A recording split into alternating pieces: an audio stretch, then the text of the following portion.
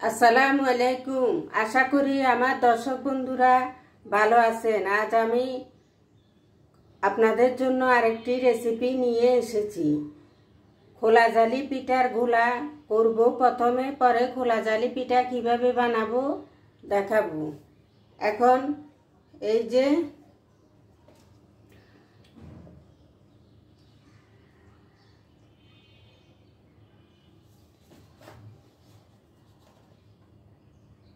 দুই বাটি চাউলের গুঁড়ি নিয়ে ফেলছি। প্রথমে এক বাটি দিয়ে দিলাম। এগুলা কাঁচা চাউলের গুঁড়ি, শুকানো না, মেশিনে ভাঙানো।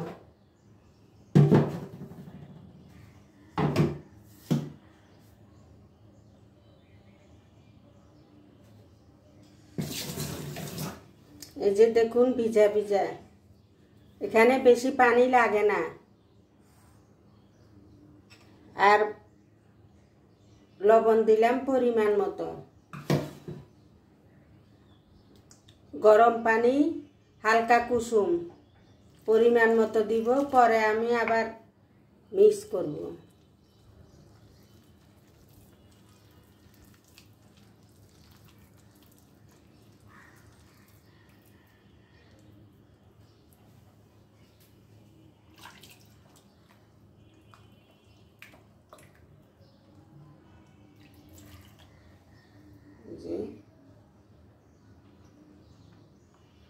তা খুবই কিছু লাগে না, সিম্পল একটা ডিম, লবণ, চাউলের গুঁড়ি, আর কিছু লাগে না।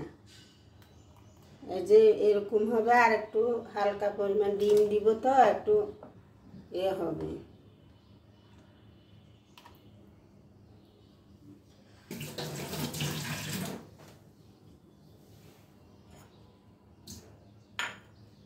এই যে একটা ডিম দিব।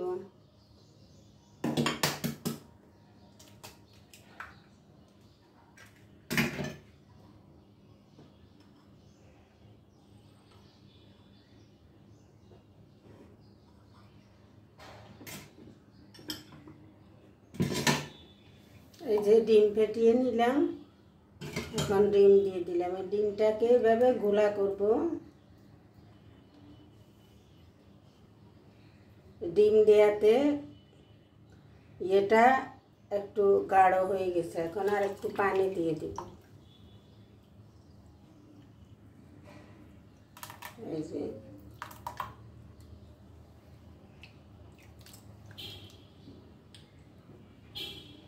একটু পাতলা করলে রুটিটা খেতে অনেক সুন্দর হয়, মোলায়েম হয়।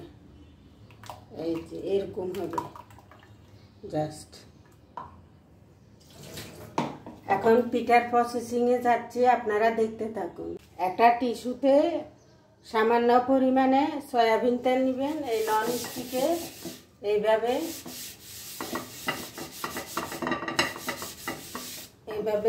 ইয়ে করে নেবেন। আগে থেকে একটু নন স্টিকটাকে গরম করে নেবেন।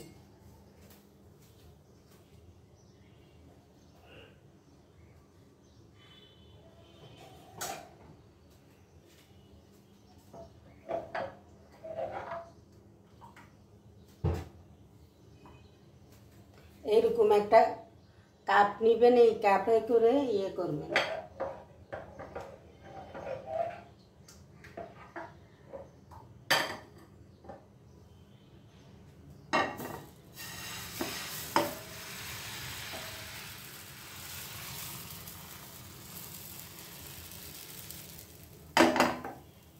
এই যে পুড়তেছে দেখুন। আমি একটু ঢেকে দিব পিঠাটা ভাপে হওয়ার জন্য।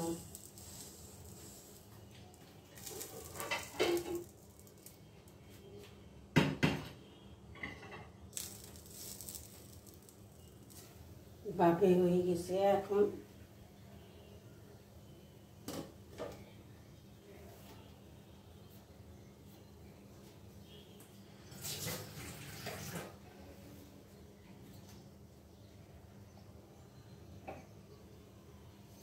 এই পিঠাতে কোনো ঝামেলা নাই। আমরা মাটির খোলায়ও খোলা যা পিঠা খাই, কিন্তু শর্টকাটের জন্য ননস্টিক দিয়ে বানাই ডোসা আকারে। দেখুন কেমন হচ্ছে, পিঠা এমনিতেই উঠে যাচ্ছে।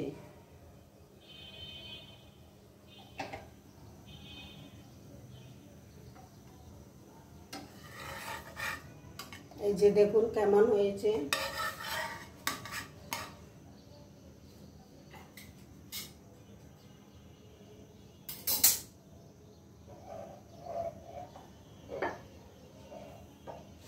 এখন আর একটু মুছে দিব।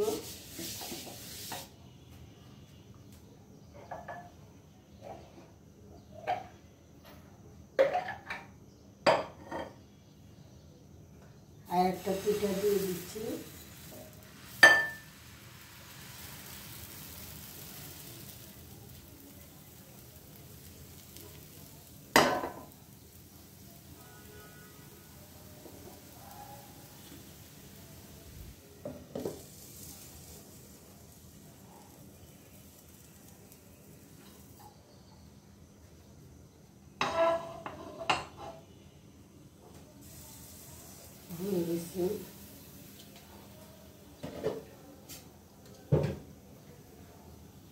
আপনারা কে কিভাবে খান জানাবেন।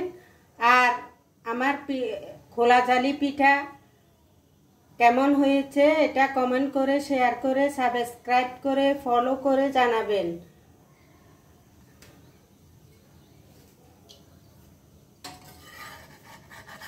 এই যে হয়ে গেছে, এখন উঠিয়ে ফেলতেছি।